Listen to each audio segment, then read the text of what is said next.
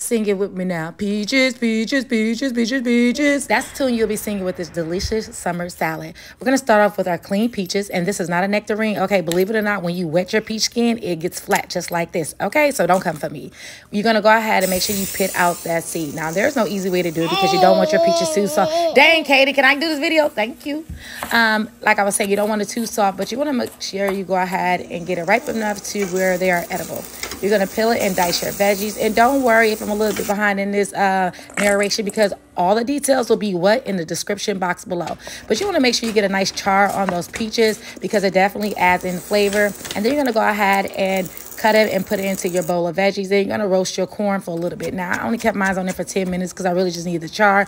And the corn is actually still raw. And then we're going to go ahead and add in our cilantro. And baby, before y'all talking about it tastes like dish soap, grow up, okay? It does not taste like dish soap. And if you just cannot fathom actually eating cilantro, make sure you go ahead and just use the basil. You're going to make your salad dressing. This is a balsamic vinaigrette. If you ain't got time to make it, because I know I ain't going to be doing all of that, go ahead and buy some store-bought dressing. At least get the Panera one. Okay, this baby in the background. Somebody come get this baby. Somebody come get this baby.